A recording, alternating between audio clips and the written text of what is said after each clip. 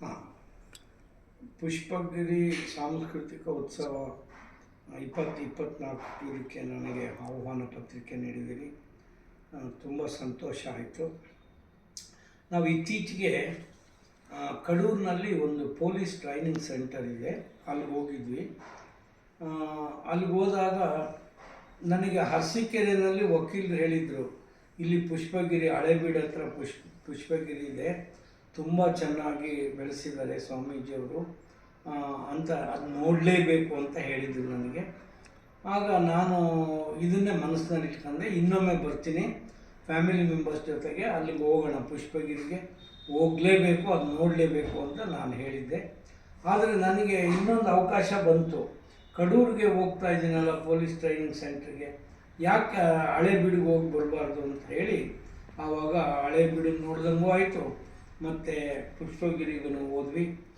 ಅಲ್ಲಿ ವಿಶೇಷವಾಗಿ ಹೇಳಬೇಕು ಅಂದರೆ, ನಮಗೆ ಮನೆ ದೇವ್ರ ಥರ ನಾವು ನಡ್ಕೊಳ್ಳೋದು ಅಂದರೆ ಅಜ್ಜಯ್ಯಗೆ. ಅಲ್ಲಿ ಹೋಗಿ ನೋಡ್ತೀನಿ, ಅಲ್ಲಿ ಅಜ್ಜಯ್ಯನೇ ಕೂತಿದ್ದಾರೆ, ಅದಕ್ಕೆ ಭಾಳ ಸಂತೋಷ ಆಗಿಬಿಡ್ತು ನನಗೆ. ಆಮೇಲೆ ಸ್ವಾಮೀಜಿಯವರು ಹೇಳಿದ್ರು, ಅಜ್ಜಯ್ಯನೇ ನಿಮ್ಮನ್ನು ಕರ್ಸ್ಕೊಂಡಿದ್ದಾರೆ ಇಲ್ಲಿಗೆ ಅಂತಲೂ ಕೂಡ ಹೇಳಿದ್ರು.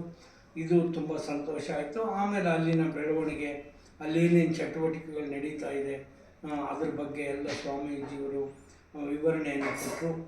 ಹೊಸದುರ್ಗಕ್ಕೆ ನಾನು ಬರ್ತೀನಿ, ಬಂದಾಗ ನಾನು ನಿಮ್ಮನ್ನು ಭೇಟಿ ಮಾಡ್ತೀನಿ, ನಿಮ್ಮನ್ನು ಕಾಣ್ತೀನಿ, ಮಿಕ್ಕ ವಿಷಯ ಮಾತಾಡೋಣ ಅಂತಲೂ ಕೂಡ ಹೇಳಿದರು. ಅಲ್ಲಿನ ಪರಿಸರ ಮಾತ್ರ ತುಂಬ ಅದ್ಭುತವಾಗಿದೆ. ಅಷ್ಟೊಂದು ಒಂದು ಪುರಾತನವಾದಂಥ ಪುಣ್ಯ ಸ್ಥಳನೇ ಅದು. ಅದನ್ನು ಚೆನ್ನಾಗಿ ಡೆವಲಪ್ ಮಾಡಿದ್ದಾರೆ. ಯಾರಾದರೂ ಹೋಗಿ ನೋಡಬೇಕಾದಂಥ ಮಟ್ಟಕ್ಕೆ ಅದನ್ನು ಡೆವಲಪ್ ಮಾಡಿದ್ದಾರೆ. ಮತ್ತು ಅವರು ಮಹಿಳಾ ಇದಕ್ಕೆ ಆಲ್ಮೋಸ್ಟ್ ಅವರು ಹೇಳ್ತಾ ಇರೋದು ನೋಡಿದ್ರೆ ನನಗನ್ನಿಸ್ತು, ಧರ್ಮಸ್ಥಳದಲ್ಲಿ ಯಾವ ರೀತಿ ಒಂದು ಜನಪರವಾದ ಕಾರ್ಯಕ್ರಮಗಳು ನಡೀತಾ ಇದೆ, ಅದೇ ಥರ ಚಟುವಟಿಕೆಗಳು ಇಲ್ಲೂ ಕೂಡ ನಡೀತಾ ಇದೆ ಅನ್ನುವಂಥದ್ದು ಪುಷ್ಪಗಿರಿನಲ್ಲಿ ಅಂತ ನನಗೆ ಮನವರಿಕೆ ಆಯಿತು. ನಿಜಕ್ಕೂ ಕೂಡ ಅದು ಪ್ರಶಂಸನೀಯ ಅಂತ ನಾನು ಹೇಳ್ತೀನಿ. ನಾನು ಇನ್ನೂ ಚಾನ್ಸ್ ತಗೊಳ್ತೀನಿ, ಇನ್ನೂ ಅನೇಕ ಬಾರಿ ಹೋಗ್ಬೋದು. ಸ್ವಾಮೀಜಿಯವರು ಇಲ್ಲಿಗೆ ಬಂದಾಗ ಇಂಥ ಬೆಳವಣಿಗೆ ಕಾರ್ಯದಲ್ಲಿ ನಾವು ಉತ್ಸಾಹದಿಂದ ಭಾಗವಹಿಸಬೇಕು. ಯಾರೇ ಆದರೂ ಕೂಡ, ಸಮಾಜದ ಯಾವ ಜೀವಿನೇ ಆದರೂ ಕೂಡ ಉತ್ಸಾಹದಿಂದ ಭಾಗವಹಿಸಬೇಕು, ಅವರಿಗೆ ಪ್ರೋತ್ಸಾಹ ಕೊಡಬೇಕು ಅಂತ ನಾನು ಹೇಳಲಿಕ್ಕೆ ಇಷ್ಟಪಡ್ತೀನಿ.